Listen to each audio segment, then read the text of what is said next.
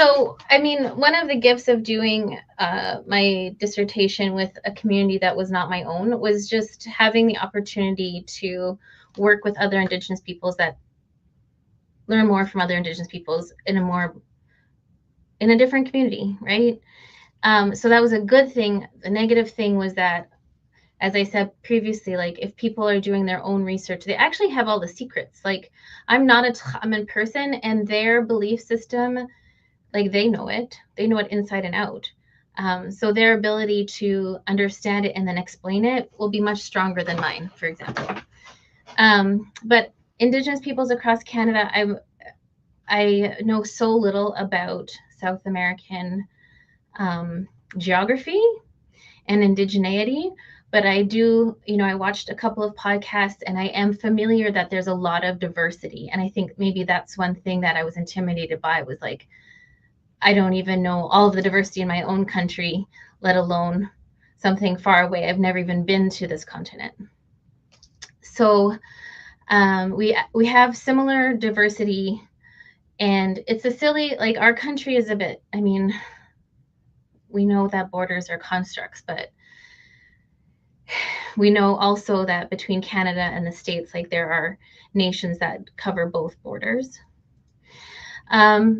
So I think because of the diversity, because of the great regional differences from east to west to north, the issues are very, very diverse as peoples and communities themselves, and also similar because we have to deal with one federal government. So I always, like, one of the reasons why I moved away was because I was so mad at the provincial government in Saskatchewan.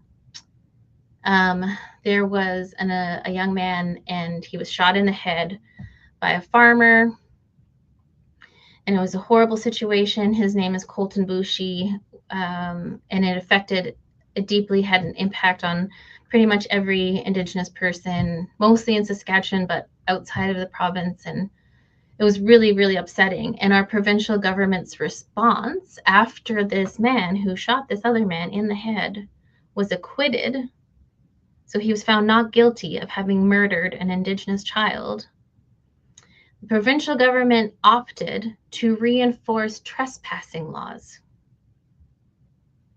This was their response.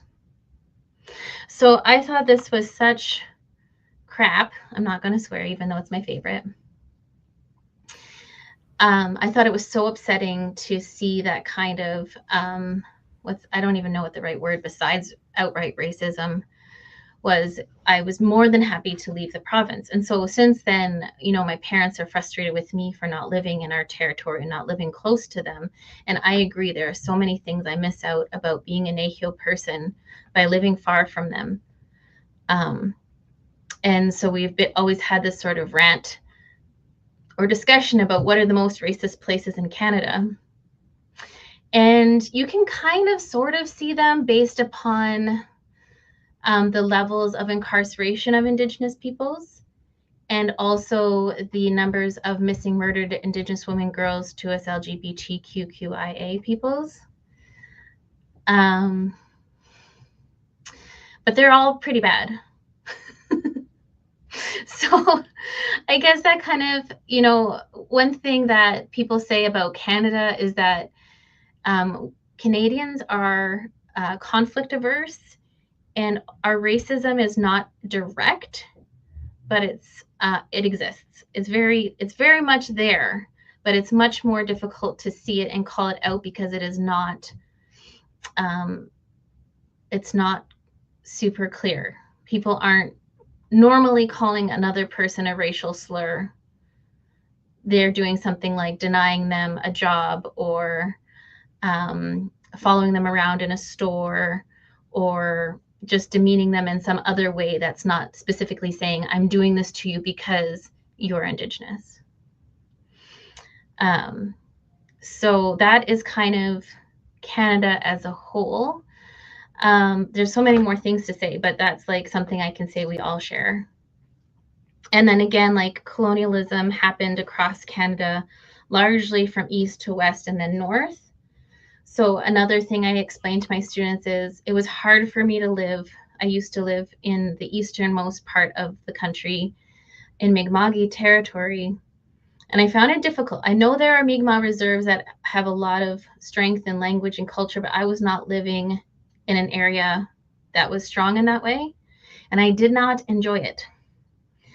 And because I come from the middle of the country, where Nehiyaw people are, you know, like I don't speak my language, and there are plenty of us who don't speak our language, but there's still a lot of strength in ceremony and culture. And then even more so on the West Coast, and even more so north. So that's one thing that is like causing differences as well between different areas. Okay, where was I going with that? You asked me about Nehiyaw people. There's a lot I don't know about my own people. So I know about myself. I know about what I've been taught from the different elders that I've worked with. And like I said, I had a secret mission or I didn't tell you about my secret mission. My secret mission was to meet as many Indigenous peoples from across the country as I could. And so it was great to work out east, and it was great to work out west. And now here I am kind of sort of in the middle. So that's one of my secret goals in life. But Nehiyaw people specifically, I haven't like engaged deeply beyond ceremony and culture in like politics, and I'm still working on the language piece. So I can't give you a specific insight into Nehiyaw people. I can tell you that because there's a lot of us, we're like, I think we're the largest nation in the country, and there's about 5 different dialects and regions within that.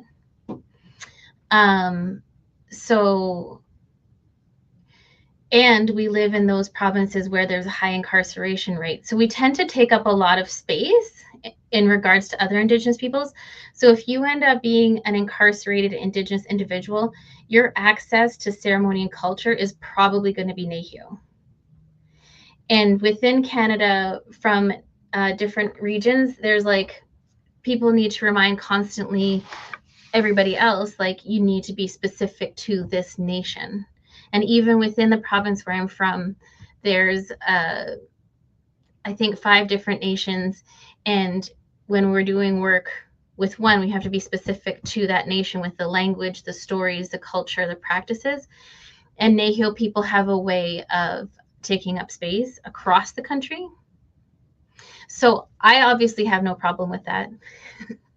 But I do think that it happens, and it's something that we need to be aware of.